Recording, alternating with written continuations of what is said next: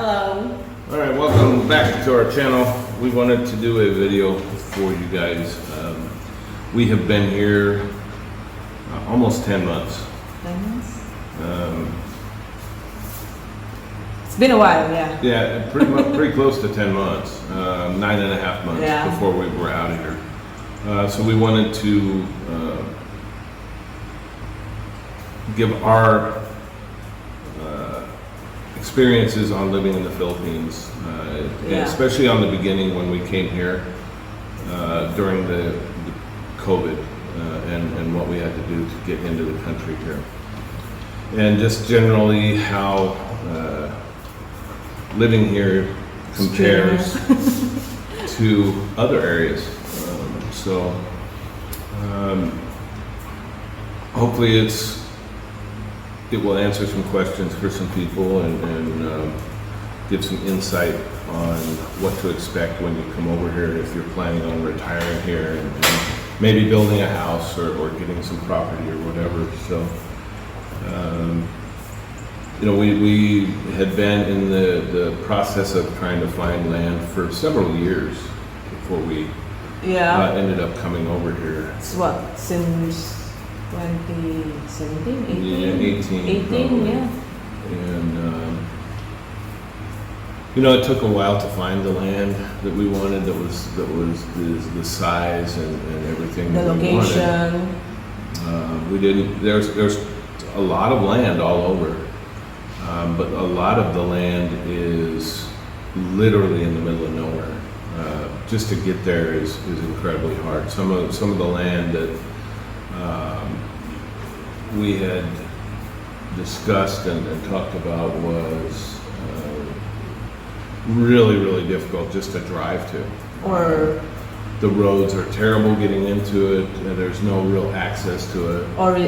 Or sometimes it's the opposite, where it's in a crowded place, And you probably just noticed the camera keeps moving because Odin is walking around and knocking the tripod. Go lay down. So if you see that, that's what's happening. So we ended up looking around for quite a while. Our experience with the land, purchase of the land was interesting in and of itself. It's challenging. We looked at several properties, and a lot of the properties that are put up for sale here they tell you the price is negotiable. You can wheel and deal a little bit, when in reality it's not at all. We talked to several people who that's how they advertised negotiable, but then they won't counter. And then when you try to even start a discussion about negotiating for a price, they refuse. They don't even want to talk to you. They quit. That's what they want, and that's what they're doing. They're just throwing it out there so they get get interest in their land. And once they get somebody interested, then they hope that they'll be so interested about negotiations. Yeah. So there were a few different pieces of land that we actually liked, that there was no way I was going to pay what they wanted for the land. So they said it was negotiable. It turned out it was not. And but when you said, can you do it for this price, they get mad. Yeah, they didn't even come back, and it wasn't like I was asking to cut the price in half. Oh, you're asking like a quarter of it. It wasn't even a quarter off. It was a minor amount off, and it was in order to start a discussion with the owners and try to work something out. Well, there's some people who wants to buy it, not just you. And so that's what we told them. If there's other interested parties, then go with them. We weren't going to. We weren't going to do that. Now the property that we did buy here, it was a set price. They didn't even really say it was negotiable, but the price that they put out there was very reasonable. Yeah. And so we didn't try to squabble. We didn't try to negotiate a lower price or anything like that. We knew that the price that we were getting was a good price. Yeah. Now the thing that a lot of people didn't realize was they were selling that property for a really fair price because nobody believed you could get water here. You couldn't get a well dug and get good water here. Yeah, that's what all our neighbors. Everybody around here, Yeah. that's what they thought. They all said that you won't be able to find water in there. Right. And as you all know, we actually have 2 wells on our property, and they both have water. Yeah. One is not as good as the other one, but they both have water. One is a shallow well, and one is a deeper well. So that was a big process and a big mess for a while, trying to work through all of the land issues, because this property was it was a third of a larger property. So there was a larger property that was divided into 3 Yes. that had 3 separate owners. It was under a mother title. So we had to jump through hoops to try and get that mother title Split it up. separated into the 3 individual titles. So we can could actually get it. Yeah. And we had a difficult time until we got here. So once we got here, within a month we had it completed. Yes. But we made it pretty clear that we weren't going to wait around longer than that. So the sellers did what they had to do to get it taken care of, and within a month we had the title for the property. So once we moved in, obviously we rented a place right near here. The seller's place. It was actually the seller's old house. Yes. And so we rented that for several months while we were building. As a foreigner moving into a barangay that has never had a foreigner living in their barangay. He's the only foreigner. It was interesting because everybody wants to see the foreigner. They will almost wreck their tricycles trying to catch a look at you, and not that they're mean at all. They could have they're stopped. very, very friendly, but they all want to see you. Now it's not so much. Everybody sees me and everybody knows who I am now. So, but the barangay that we're in is a nice barangay. The people are very friendly. Yes. We had a few issues with some of the kids doing some vandalism, but that was handled, it was taken care of, and that was all handled the way it should have been. And overall, the neighbors are great. We've got we're helping them out. They're helping us out. We're letting One neighbor. the neighbor run his cows on our property while he's planting his property, and basically in exchange for that, he's allowing us to use his sprayer. Yeah, he lent his sprayer to for our weeds. caretaker. So it's kind of a back and forth, and we allow them to get water from the shallow well for their cows out here, and that's for all of the neighbors. Yeah. Now. And they know that. They just come over and they don't have to ask. They just go to the hand pump and they pump the water. And they don't even walk here in our driveway or anything. No, they walk around our house and they'll come over to the hand pump and they'll get their water and take it to their cows. So it's a little bit different. No, we don't have a vehicle yet. We won't have a vehicle until we get back from the States for this next trip. So as far as getting groceries and it's a bit challenging. it is challenging. It can be frustrating at times. Yeah. But we have worked it out to where we have. My old neighbor, he's a tricycle driver. Right. He's a tricycle driver. He will actually drive all the way out here To pick from us downtown up. To pick us up. to pick us up and then take us to wherever we want to go. And wait for us. And we pay him a pretty good wage for that, but he's coming all the way out here. and basically taking his day away from him. And whenever we need a ride, he's available, you know. Yeah, all we gotta do is text the night before or call the night Yeah. before, and he'll be here at 7:30, 8:30, whatever time we want. And he'll take us where we want to go. And then come back, pick us up, you Yeah. know, when we want to go to the mall. And we've done that multiple times, and it's been very nice having somebody that is there just that quick. And yes, we are paying him, but if you understand, it's at least a half hour with traffic Yes. from where he is at, We're just at to the- come out here. We're at the very end barangay, so it's a bit far from town.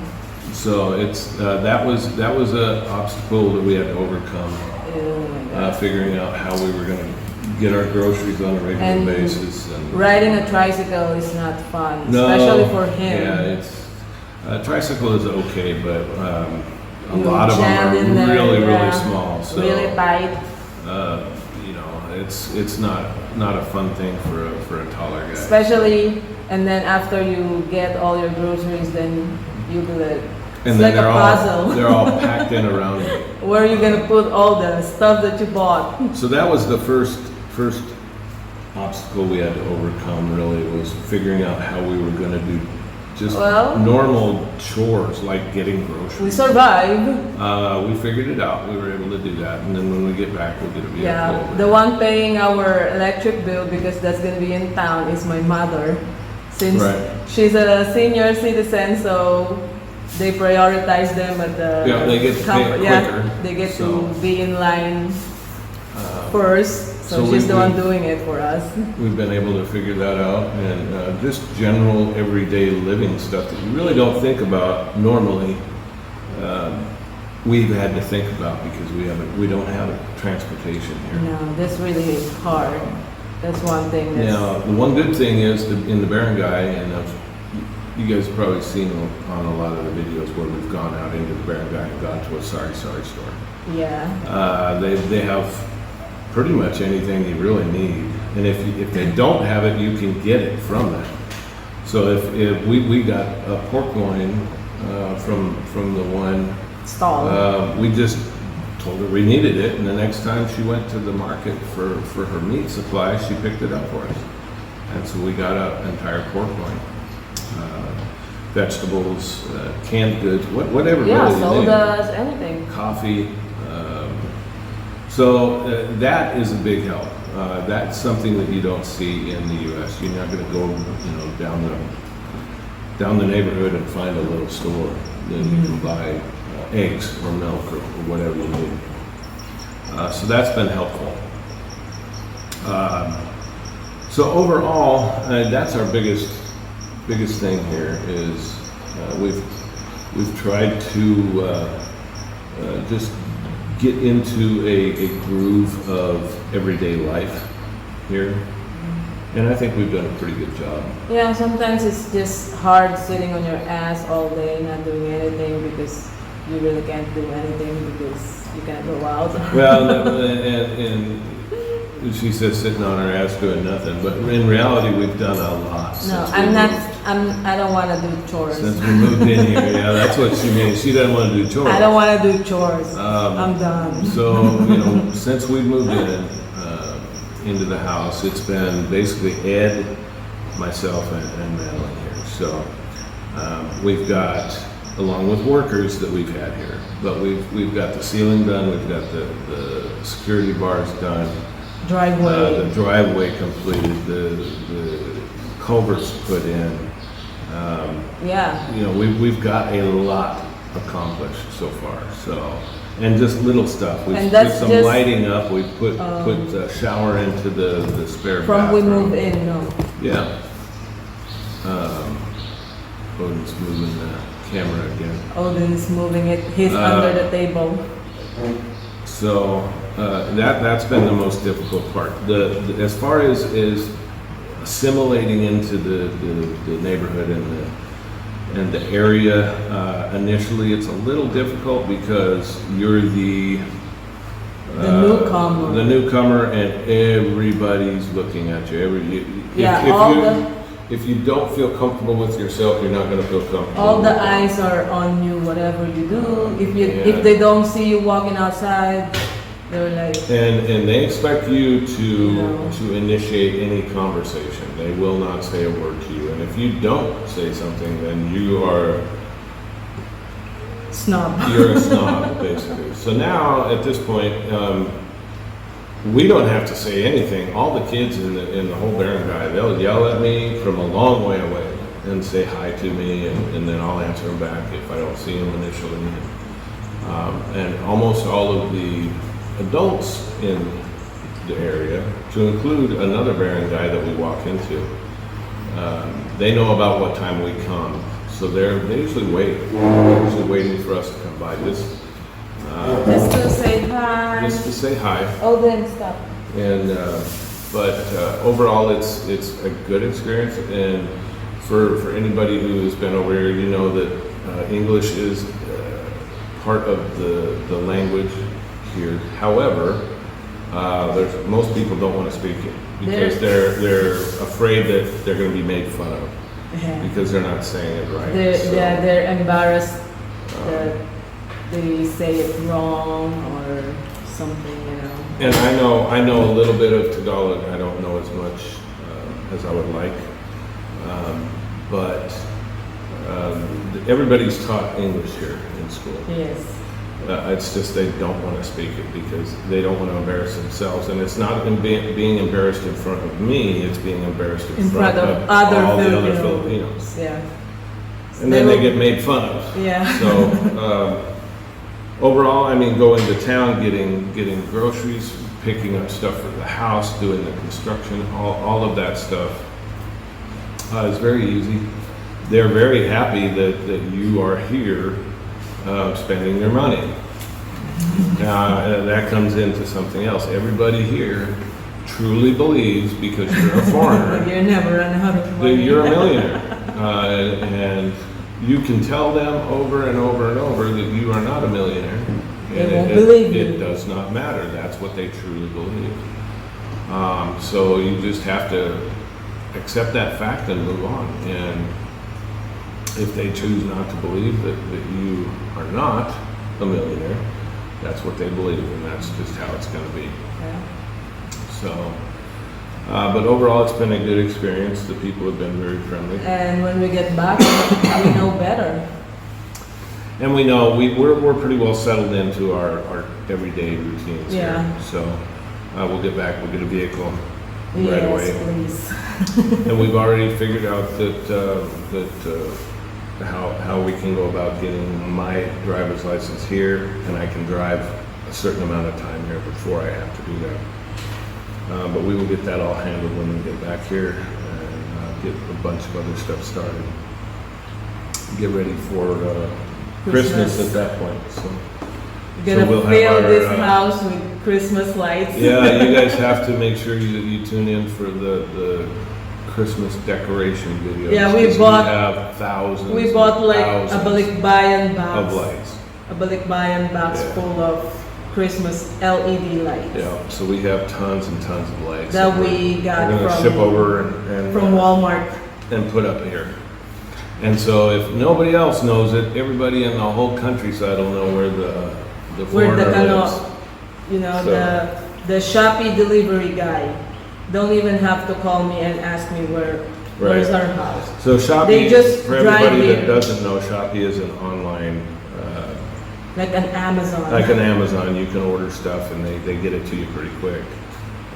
And so it's very easy for them to find us in this barangay because I'm the only foreigner here. Yeah. All they got to do is show up in the area, ask anyone, and they'll point where's out. The house of the Kano? Yeah, the American. Yeah. And they will roll in here. And they know. They know. So that's just a brief overview of our experience since we've been here. The house build went well, but just everyday life is good. We just wish we had our transportation right now. Yeah, and I mean, living here, staying here for 9 months, 8 months, 9 months. Yeah, it's gonna be like 9.5 months. I think it's about time for us to have a little break. Yeah, we'll go back. Go get back to get the a break. States and do more chores in there. We'll do more. We got a lot of stuff to do back there too. Yeah, and I think we really needed a break from the house build, the construction. And we'll look forward to coming back here once we have a break from here. For a So little we're bit. gonna have more summer. Yep, we'll go Because- back and we'll be in the hot season back there. Yeah. So that's okay. But- Except it's not humid, so that's Right, the only good right. thing about it, I guess. So It's just Odin, Yep. Odin, Oh, then. stop.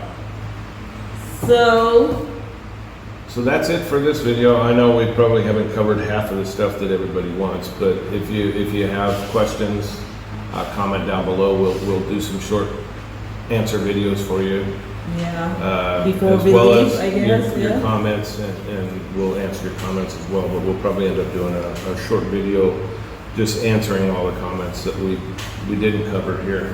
But Yeah, it's getting long. yeah, so please subscribe if you haven't. Share it with friends and family. Have them subscribe if you would, please.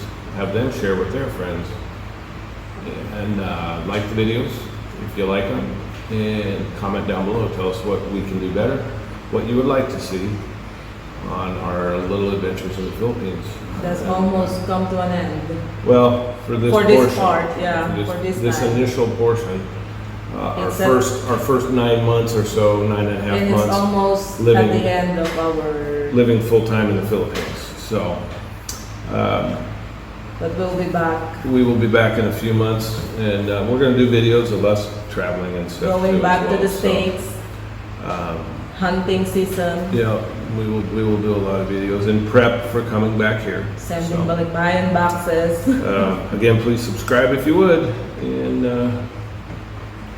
share, and thank you all for watching. We really Thanks, appreciate guys. all of you watching and all your comments and everything. So, with that, we will see you again next time on our adventures in the Philippines. Thanks for watching. Bye, guys.